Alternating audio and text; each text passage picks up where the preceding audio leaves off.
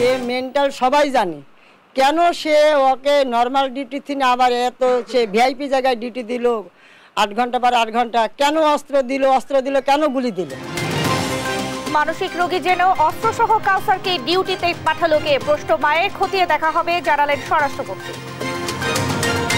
ভারত সফর শেষে দেশে ফিরলেন শেখ হাসিনা, মোদীকে ঢাকায় বিশেষ আমন্ত্রণ, ভুটান থেকে বিদ্যুৎ আনার আগ্রহ। বাজেটে কালো টাকা সাদা করার অবাধ সুযোগ, সংবিধান পরিপন্থী, দুর্নীতিতে সহায়ক ও বৈষম্যমূলক, সিপিডি ও নাগরিক প্ল্যাটফর্মের ব্রিফিং। ভারী বৃষ্টিতে সিলেটের চামিলিবাগে টিলা ধস, 3 জনের লাশ উদ্ধার, কক্সবাজারের আধিপত্য বিস্তার নিয়ে 3 রোহিঙ্গাকে হত্যা। এবং সাউথ আফ্রিকার মুখোমুখি বাংলাদেশ, প্রোটিয়াদের হারিয়ে সুপার 8-এর পথ সহজ করতে চায় টাইগাররা।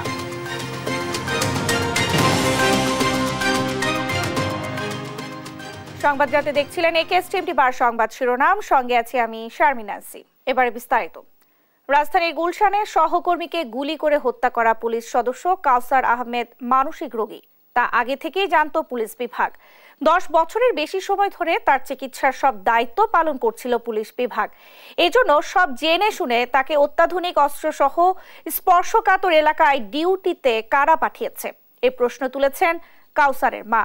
দেশ টিভিকে তিনি বলেন, তাকে শুরুতে লাঠি দিয়ে ডিউটি করানো হতো, অস্ত্র দেওয়া হয়েছে এটা তারা জানতেন না। ইরফান রানার ক্যামেরায় নাহিদ হাসান তিতাসের রিপোর্টে বিস্তারিত। শনিবার রাত 11:30 রাজধানীর কূটনৈতিক এলাকায় ফিলিস্তিনি দূতাবাসের সামনে ডিউটিতে ছিলেন পুলিশের 2 সদস্য। হঠাৎই একজন আরেকজনের দিকে অস্ত্র তাক করে গুলি ছুটতে শুরু করে। ব্রাজিলে তৈরি অত্যাধুনিক সাবমেশিন গান SMT-9 পুরো ম্যাগাজিনের 30 রাউন্ড গুলি এক ট্রিগারেই খালি করেন কনস্টেবল কাউসার। মাত্র 22 সেকেন্ডের মধ্যেই 38 রাউন্ড গুলি করে সব শেষ করেন কাউসার। পুলিশ সদস্য কাউসারের বাড়ি কুষ্টিয়ার দৌলতপুরে। 2005 সালে বাংলাদেশ পুলিশে যোগদান করেন তিনি। এরপরই আসক্ত হয়ে পড়েন মাদক সেবনে। চাকরির 5 বছরের মাথায় 2010 সালের দিকে কাউসারের মানসিক সমস্যা দেখা দেয়। 14 বছর ধরেই চলছে তার মানসিক রোগের চিকিৎসা। চাকরিতে ঢোকার পরে অসৎ যে সমস্ত সহকর্মীরা আছে তাদের সংস্পর্শে গিয়ে সে মাদকাসক্ত হয়ে যায় এবং তার ফলশ্রুতিতে সে 2010 সালে মানসিক রোগী হয়ে যায়। যখন এটা করতো ডিপার্টমেন্টকে পাবনায় থুয়ে আসতো, 1 মাস 1.5 মাস 2 মাস ট্রিটমেন্ট হতো, স্বাভাবিক অবস্থায় আবার পাঠিয়ে দিত। কাউসারের মা মবিয়া খাতুনের প্রশ্ন, তাকে দীর্ঘ সময় ধরে চিকিৎসা করাচ্ছে পুলিশ বিভাগ। জেনে শুনে একজন মানসিক রোগীকে অত্যাধুনিক অস্ত্র দিয়ে গুরুত্বপূর্ণ স্থানে ডিউটিতে পাঠালো কে? আমার এইটাই সরকারের কাছে দাবি, সে মেন্টাল সবাই জানে, কেন সে ওকে নর্মাল ডিউটি থেকে আবার এত সে ভিআইপি জায়গায় ডিউটি দিল 8 ঘন্টা পর 8 ঘন্টা, কেন অস্ত্র দিল কেন গুলি দিল, আমার এটাই দাবি। এলাকাবাসীরা বলছেন, ছোটবেলায় থেকেই শান্ত প্রকৃতির ছিলেন কাউসার। ছাত্র হিসেবেও ছিলেন মেধাবী, তার কোনো খারাপ কর্মকাণ্ড চোখে পড়েনি তাদের। কাউসার একটা ভালো ছেলে, কাউসার কোনোদিন খারাপ ব্যবহার করেনি আমার সাথে। কাউসার খুব ভালো ছেলে, আমরা জানি। রোগ ধরা পড়েছে 2010 সালে। ছুটি অ্যাক্সিডেন্টাল হলো, ওই ভাঙচুর করে, ওর আশেপাশে আমরা কেউ ঘিরতে পারিনি। সর্বশেষ কাউসারের মানসিক সমস্যা প্রকট রূপ ধারণ করে 2018 সালে। এরপর সুস্থ হয়ে আবারও কর্মক্ষেত্রে যোগদান করেন। ডিপার্টমেন্টেও সবাই তাকে পাগলা কাউসার নামেই ডাকতেন। কাউসারের ছোট ভাই আশিকুর রহমান বাংলাদেশ পুলিশের কনস্টেবল পদে কর্মরত আছেন। নাহিদ হাসান তিতাস, দেশ টিভি, কুষ্টিয়া। সহকর্মী পুলিশ কনস্টেবলকে গুলি করে হত্যার কি মোটিভ থাকতে পারে, এই ঘটনায় বাহিনীর কোনো গাফিলতি আছে কিনা তা খতিয়ে দেখা হচ্ছে বলে জানিয়েছেন স্বরাষ্ট্রমন্ত্রী আসাদুজ্জামান খান কামাল। দুপুরে সচিবালয়ে সাংবাদিকদের তিনি জানান, পারিবারিক সমস্যা থাকতে পারে, তবে তা সুনির্দিষ্ট করে বলা যাচ্ছে না। এছাড়া এমপি আনার হত্যার তদন্তের পরে অনেকেই গ্রেফতার হতে পারেন বলেও জানান স্বরাষ্ট্রমন্ত্রী। জয় যাদবের রিপোর্ট।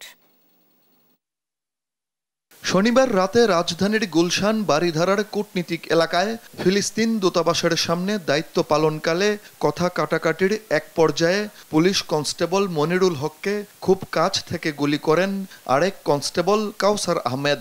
ঘটনাস্থলেই মারা যান মনিরুল। এ নিয়ে সোমবার দুপুরে সচিবালয়ে স্বরাষ্ট্রমন্ত্রী সাংবাদিকদের বলেন, এটি অনাকাঙ্ক্ষিত ঘটনা, এর তদন্ত হচ্ছে। জানান, কনস্টেবল কাউসার আহমেদকে রিমান্ডে নেওয়া হয়েছে। এটার জন্য একটা কমিটি হয়েছে এবং মামলা হয়েছে, সে এখন রিমান্ডে রয়েছে, তাকে জিজ্ঞাসাবাদ হচ্ছে। আমার মনে হয় তদন্তের পরে আপনাদের সঠিক ঘটনা, এখন আমরা যেটাই বলবো অনুমান ভিত্তিক কথা বলবো কিংবা কেউর প্রতি শুনে কথা বলবো, তদন্ত শেষেই আপনাদের সম্পূর্ণ জিনিসটা আমরা বলতে পারবো। এখন পর্যন্ত যা শুনেছি হয়তো তার পারিবারিক কোনো অসুবিধা থাকতে পারে, হয়তো অন্য কোনো কিছু থাকতে পারে। এই ঘটনায় পুলিশ বাহিনীর কোনো গাফিলতি ছিল কিনা তা খতিয়ে দেখা হচ্ছে বলেও জানান তিনি। আমরা এর মূল মোটিভটা এবং এই ধরনের ঘটনা যাতে না ঘটতে পারে তার জন্য কি করণীয় সবগুলি নিয়ে আমরা বসে এটা দেখব যে আমাদের কোনো জায়গায় আমাদের গাফিলতি ছিল কিনা, সেটাও আমরা দেখব, সবকিছুই দেখব। এদিকে এমপি আনোয়ারুল আজিম আনার হত্যাকাণ্ডের সবশেষ পরিস্থিতি নিয়ে স্বরাষ্ট্রমন্ত্রী বলেন, ডিএনএ পরীক্ষার মাধ্যমে মরদেহ শনাক্তের পরই সবকিছু প্রকাশ করা হবে। তদন্তটা শেষ হোক, আমরা অনেকেই হয়তো অ্যারেস্ট হতে পারেন, তদন্তের আগে আমার মনে হয় এগুলো বলা উচিত হবে। স্বরাষ্ট্রমন্ত্রী বলেন, বন্দি বিনিময় চুক্তি থাকায় এমপি আনার হত্যায় জড়িতদের যুক্তরাষ্ট্র থেকে ফেরত আনার ব্যাপারে পদক্ষেপ নিতে পারবে ভারত। তারা নিশ্চয়ই আনবেন তাকে। জয় যাদব, দেশ টিভি, ঢাকা। টানা তৃতীয় মেয়াদে ভারতের প্রধানমন্ত্রী হিসেবে নরেন্দ্র মোদীর শপথ অনুষ্ঠানে যোগদান শেষে আজ সন্ধ্যায় নয়াদিল্লি থেকে দেশে ফিরেছেন প্রধানমন্ত্রী শেখ হাসিনা। প্রধানমন্ত্রী ও তার সফর সঙ্গীদের বহনকারী বিমান বাংলাদেশ এয়ারলাইন্সের একটি বিশেষ ফ্লাইট সন্ধ্যা 7:15 হযরত শাহজালাল আন্তর্জাতিক বিমানবন্দরে অবতরণ করে। এর আগে ফ্লাইটটি স্থানীয় সময় বিকেল 4:45 নয়াদিল্লির ভিভিআইপি বিমানবন্দর পালাম এয়ারফোর্স স্টেশন থেকে রওনা দেয়। ভারতের পররাষ্ট্র মন্ত্রণালয়ের সচিব জয়দীপ মজুমদার, বাংলাদেশে ভারতীয় হাই কমিশনার প্রণয় ভার্মা এবং ভারতে বাংলাদেশের হাই কমিশনার মোহাম্মদ মোস্তাফিজুর রহমান বিমানবন্দরে প্রধানমন্ত্রীকে বিদায় জানান। ভারতের প্রধানমন্ত্রীর আমন্ত্রণে শপথ গ্রহণ অনুষ্ঠানে যোগ দিতে শনিবার নয়াদিল্লি যান শেখ হাসিনা। দিল্লিতে কর্মব্যস্ত সময় পার করেছেন প্রধানমন্ত্রী শেখ হাসিনা। ভারতের নতুন সরকারের প্রধানমন্ত্রী নরেন্দ্র মোদীর সঙ্গে একান্ত বৈঠক করেন তিনি। আর রাহুল গান্ধী ও প্রিয়াঙ্কা গান্ধীকে নিয়ে প্রধানমন্ত্রীর সঙ্গে সাক্ষাৎ করেছেন সোনিয়া গান্ধী। এছাড়া ভুটানের প্রধানমন্ত্রী ও শ্রীলঙ্কার রাষ্ট্রপতির সঙ্গেও বৈঠক করেন শেখ হাসিনা। এইসব বৈঠকে দ্বিপক্ষীয় বিষয় ও সম্পর্ক উন্নয়নে আলোচনা হয় বলে জানিয়েছেন পররাষ্ট্রমন্ত্রী ডক্টর হাসান মাহমুদ। মাহমুদ হাসানের রিপোর্ট।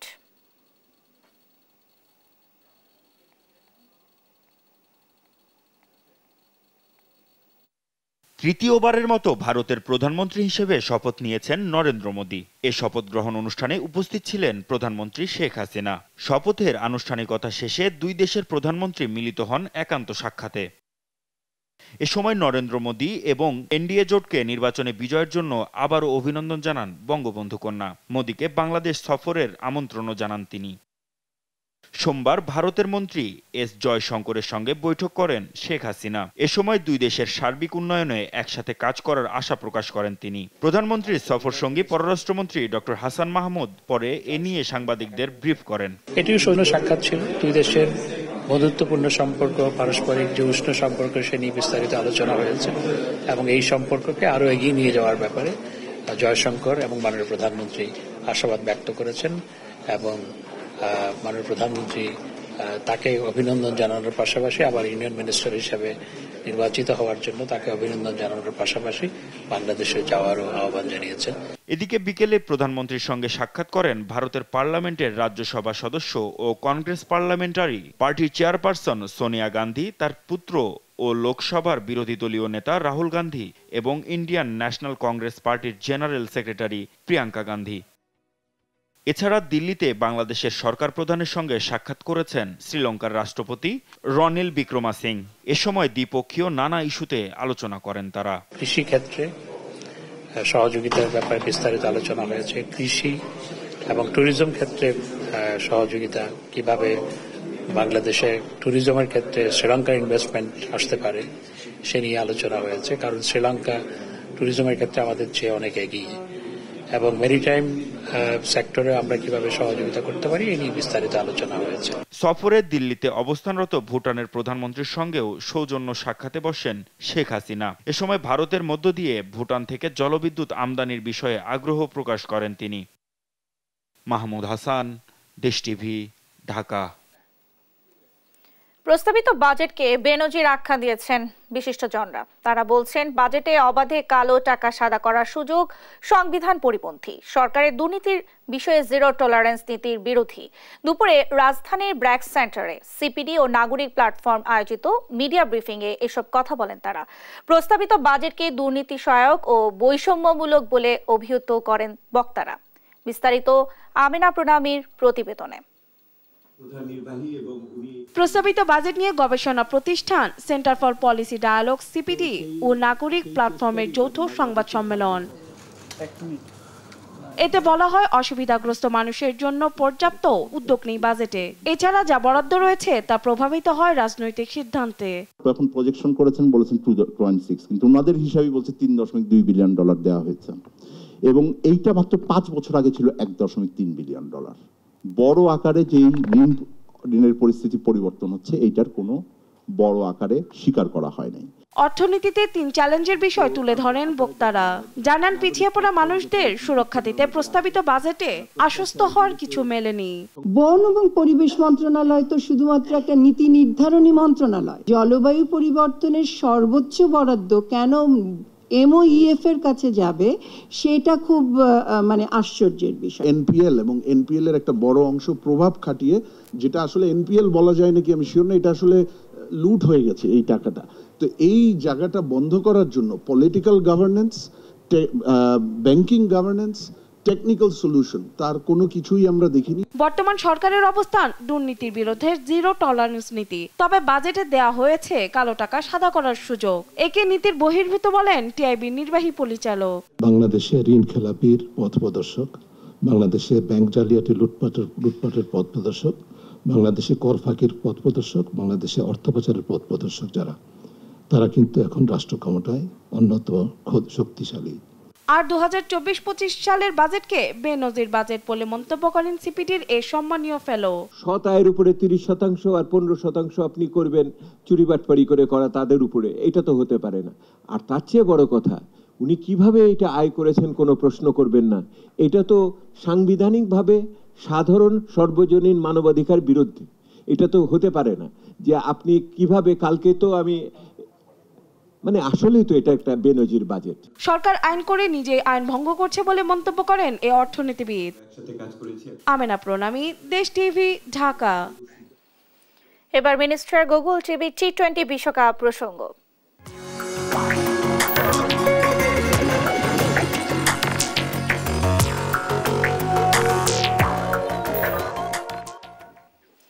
T20 বিশ্বকাপে বাংলাদেশের বিপক্ষে টস জিতে ব্যাট করতে নেমে শুরুতেই চাপে পড়েছে সাউথ আফ্রিকা। এ পর্যন্ত প্রোটিয়াদের সংগ্রহ 4 উইকেটে 40 রান। নিউ ইয়র্কের নাসাউ কাউন্টি ইন্টারন্যাশনাল ক্রিকেট স্টেডিয়ামে ব্যাট করতে নেমে টাইগার পেসার তানজিম সাকিবের তোপের মুখে পড়ে সাউথ আফ্রিকা। প্রথম ওভারে ঘরে ফেরান এই পেসার, ডিকক করেন 11 বলে 18 রান। পরের ওভারেই এইডেন মার্করামকে প্যাভিলিয়নের পথ দেখান তাসকিন আহমেদ। পঞ্চম ওভারে দ্বিতীয় বলে তানজিম সাকিবের তৃতীয় শিকার হন ট্রিস্টান স্টাবস। এতে 23 রানে 4 উইকেট হারিয়ে চাপে পড়ে প্রোটিয়ারা। পাওয়ার প্লেতে 25 রান তুলতে পারে মার্করাম ক্লাসেনরা। এই ম্যাচে একাদশে সৌম্য সরকারের পরিবর্তে জাকির আলীকে নিয়ে মাঠে নামে বাংলাদেশ।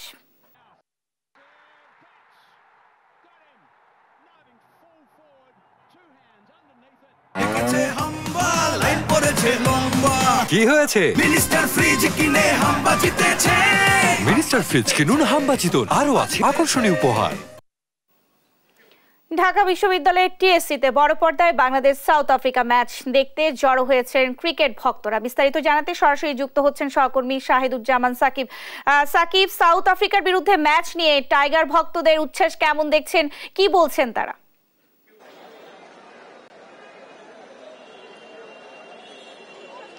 ন্যান্সি, বাংলাদেশ থেকে হাজার হাজার মাইল দূরে যুক্তরাষ্ট্রের নাসাউ কাউন্টি স্টেডিয়ামে অনুষ্ঠিত হচ্ছে বাংলাদেশ এবং সাউথ আফ্রিকার ক্রিকেট ম্যাচ বিশ্বকাপে। এই ম্যাচে বাংলাদেশের দ্বিতীয় এই ম্যাচ। এই ম্যাচকে ঘিরে কিন্তু এই ঢাকা বিশ্ববিদ্যালয়ের টিএসসি এলাকায়ও কিন্তু ভক্ত সমর্থকদের মধ্যে ব্যাপক উচ্ছ্বাস আমরা লক্ষ্য করছি। খেলার শুরু থেকে এখানে হাজার হাজার দর্শক উপস্থিত হয়েছেন এবং এখন পর্যন্ত কিন্তু বাংলাদেশের পাওয়ার প্লের প্রথম 6 ওভারে তানজিম সাকিব এবং তাসকিনদের বোলিং তোপে সাউথ আফ্রিকা কিন্তু মোটেও দাঁড়াতে পারেনি এবং প্রতিটি বলে বলে কিন্তু দর্শকদের উচ্ছ্বাস উল্লাস এবং তাসকিন এবং তানজিম সাকিবের গতির যে ঝড় মিলেমিশে কিন্তু আসলে অনেক ভালো উপভোগ করতেছে। বাংলাদেশ যে এভাবে সাউথ আফ্রিকাকে প্যাকেট করে দিবে কল্পনা করি না। এখন দেখা যাক ম্যাচ কি হয়। আপনি কি মনে করেন আজকে জিতবে কিনা? ওরা ভালো বোলিং করে বাংলাদেশকে ভালো কিছু করতেছে, কিন্তু ব্যাটাররা তা করতে পারতেছে না। ব্যাটার আসলে যেমনটি বললো যে আসলে বোলাররা তাদের জায়গা থেকে সর্বোচ্চটি দেওয়ার চেষ্টা করছেন এবং এখন পর্যন্ত কিন্তু বোলাররা 10 ওভারে 57 রান মাত্র দিয়েছেন। সেক্ষেত্রে রান রেট যদি বলি 5.7 বলা যায়, খুবই কম, 6-এর নিচে রান রেট রয়েছে এখনো। দর্শকরা যেটি প্রত্যাশা করছেন, বোলাররা যেভাবে প্রত্যাশার চেয়ে ভালো বল করে এখন পর্যন্ত সাউথ আফ্রিকাকে কোণঠাসা করে রেখেছেন, সেই ধারাবাহিকতা যেন ব্যাটসম্যানরা এসে অব্যাহত রাখতে পারে, তাহলে কিন্তু আসলে বাংলাদেশ যে কাজের কাজ সেই কাজের কাজটি হবে। আমরা আরো একজন দর্শকের সঙ্গে কথা বলতে চাই। বোলাররা তো বেশ ভালো করছে এখন পর্যন্ত, কি মনে হয় বাংলাদেশ জিতবে কিনা? হ্যাঁ, বাংলাদেশ তো যেভাবে পারফর্ম করছে অবশ্যই জিতার মতোই খেলছে। তো আমরা আশা করব যদি 100-র ভিতরে রাখা যায় তাহলে বাংলাদেশ ডেফিনেটলি উইন করবে। এখন পর্যন্ত 10 ওভার শেষ হয়েছে এবং 10 ওভারে বাংলাদেশ মাত্র 57 রান দিয়েছে। বাকি 10 ওভার কেমন কাটতে পারে? পেসারদের কিন্তু তাসকিন আহমেদ, তানজিম সাকিব অনেক ভালো বল করেছে আমরা দেখলাম। বাকি যারা আছে তারা কেমন করতে পারে, কি মনে হয়? আমার মনে হয় মুস্তাফিজুর রহমান আছে, সে কামব্যাক করবে, ভালো বোলিং করছে, তো উইকেট শূন্য আছে। আমার মনে হয় লাস্ট 10 ওভারটা বাংলাদেশের আরো ভালো যাবে। এখনো কিন্তু মুস্তাফিজুর রহমান আসলে রয়ে গেছেন। তানজিম সাকিব, তাসকিন আহমেদ তারা পাওয়ার প্লেতে যেমন বল করেছেন। মুস্তাফিজের আপনি জানেন, আপনারা সবাই জানেন যে মুস্তাফিজ স্লো ওভারে কতটা ভয়ঙ্কর হয়ে উঠতে পারে। শুধু বাংলাদেশ না, আসলে আরো আইপিএলও কিন্তু মুস্তাফিজ আসলে তার যে সামর্থ্য সেটি কিন্তু আসলে দেখিয়েছে। সেই সামর্থ্য মুস্তাফিজের যে রয়েছে, দর্শকরাও কিন্তু সেটি আসলে মনে করে দিতে ভুলেননি। তারা বলছেন যে মুস্তাফিজের বোলিং ঝলক দেখার জন্য এখন পর্যন্ত দর্শকরা রয়েছেন। আমরা আরো বেশ কিছু দর্শকের সঙ্গে কথা বলবো।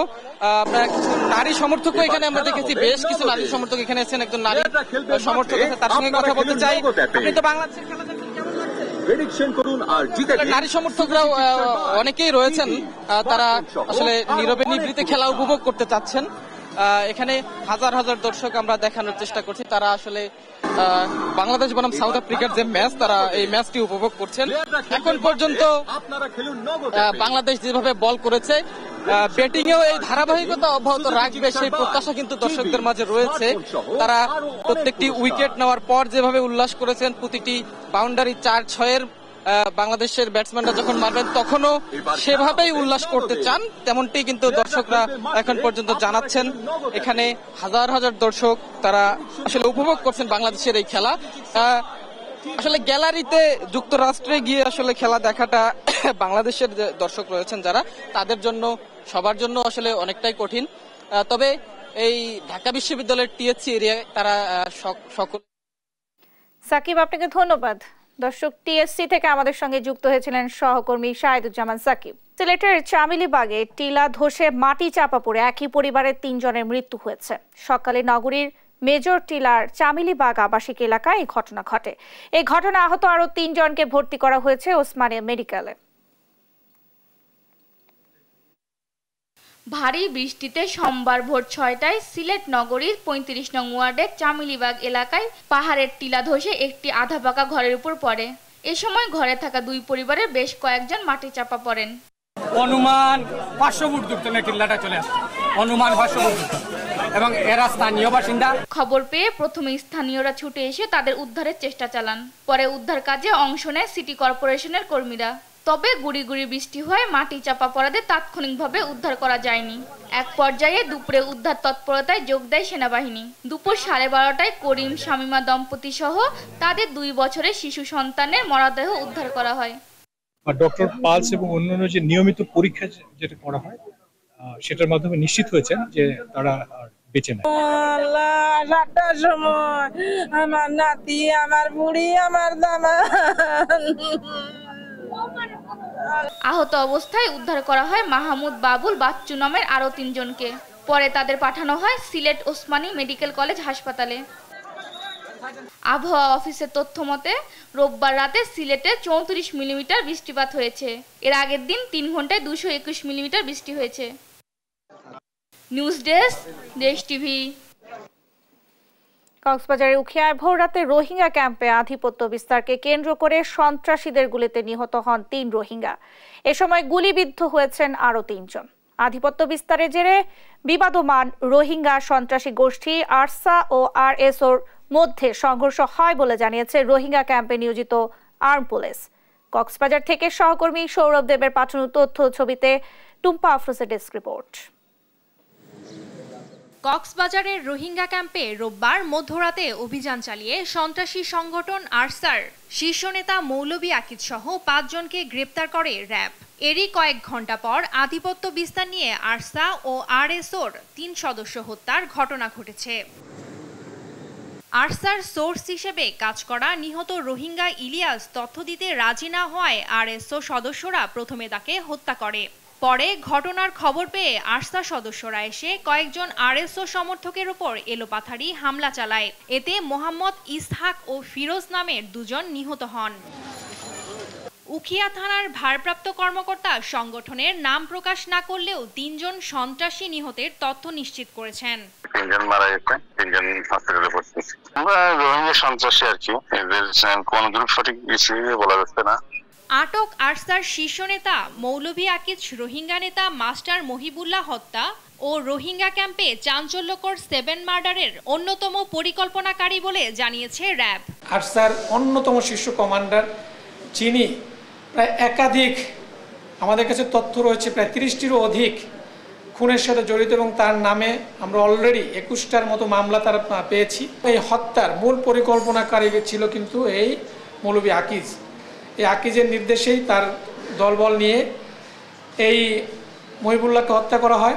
তবে এসব ঘটনার পরও রোহিঙ্গা ক্যাম্পের পরিস্থিতি স্বাভাবিক রয়েছে বলে দাবি করে আইন শৃঙ্খলা বাহিনী। নিউজ ডেস্ক, দেশ টিভি। সাবেক সেনাপ্রধান আজিজ আহমেদের 2 ভাইয়ের পাসপোর্ট ও জাতীয় পরিচয়পত্র জালিয়াতির তথ্য নিশ্চিত হতে সংশ্লিষ্ট দপ্তরকে চিঠি দিয়েছে দুর্নীতি দমন কমিশন দুদক। দুপুরে সাংবাদিকদের সাথে মতবিনিময়কালে এ কথা জানান দুদক চেয়ারম্যান। এ সময় দুর্নীতি দমনে গণমাধ্যমের ভূমিকার প্রশংসা করে আগামীতেও সহযোগিতা অব্যাহত রাখার আহ্বান জানান তিনি। আরও জানাচ্ছেন মাঝারুল ইসলাম। দুর্নীতি নিয়ন্ত্রণে ভূমিকার জন্য সাংবাদিকদের প্রশংসা করলেও সাবেক সেনাপ্রধান জেনারেল অবসরপ্রাপ্ত আজিজ আহমেদের বিষয়ে দুদক কি ব্যবস্থা নিচ্ছে জানতে চাইলে সৃষ্টি হয় এমন পরিস্থিতি। আজিজের সমস্যাটা কি সমস্যা বলেন? আজিজের সমস্যাটা কি আপনি প্রশ্ন করেছেন বলেন। এর কিছু পর তিনি জানান সাবেক সেনাপ্রধানের বিষয়ে এক আইনজীবীর দেওয়া চিঠির প্রেক্ষিতে ব্যবস্থা নিচ্ছে দুদক। আজিজের বিষয়টা যেটা একজন অ্যাডভোকেট দিয়ে গেছে, আমেরিকা যে স্যাংশন দিছে ওইটার ভিত্তিতে তার ব্যবস্থা নেওয়ার যে অ্যাডভোকেট দিয়ে গেছে, ওখানে অভিযোগ হলো তার 2 ভাই মিথ্যা তথ্য দিয়ে পাসপোর্ট নিছে। এটা আজিজের দোষ তো না, এটা তার ভাই এবং পাসপোর্ট ডিপার্টমেন্টের লোক। আর 2 হলো ন্যাশনাল আইডি কার্ড নিছে। সেটা আমরা সত্যতা যাচাইয়ের জন্য দুই সংস্থাকে লিখে পাঠাই দিচ্ছি। এর আগে বেনজির ও তার পরিবার কোথায় আছে, কোথা থেকে চিঠি পাঠিয়েছে এ বিষয়ে দুদক চেয়ারম্যান জানান তার এক প্রতিনিধি দুদকে চিঠি পৌঁছে দিয়েছেন। জনপ্রতিনিধি আপনার ড্রপ করে গেছে আবেদনটা। এখন আবেদনটা গ্রহণ হবে কি হবে না ওইটা বিবেচ্যের বিষয় না। আমাদের বিষয় হলো যে প্রথম তারিখে না আসলে তাকে আরেকটা সুযোগ দেওয়া যায়। শতকরা 100 জনকে সে ওই বিবেচনায় তাকে দেওয়া হয়েছে সময়। তার আবেদনটা আমাদের বিবেচনা গ্রহণ করব কি করব না ওই ব্যাপারে আমরা এখন আলোচনায় আসি না। এ সময় সাংবাদিকদের প্রয়োজনীয় তথ্য দিয়ে সহযোগিতা করতে ঊর্ধ্বতন কর্মকর্তাদের তাগিদ দেন দুদক চেয়ারম্যান। এর আগে 2020 ও 2021 সালে দুর্নীতি বিরোধী প্রতিবেদনের জন্য দুদক মিডিয়া অ্যাওয়ার্ড তুলে দেন কমিশন চেয়ারম্যান। প্রিন্ট ও ইলেকট্রনিক মিডিয়া ক্যাটাগরিতে 12 জন সাংবাদিক এ পুরস্কার পান। মাজহারুল ইসলাম, দেশ টিভি, ঢাকা।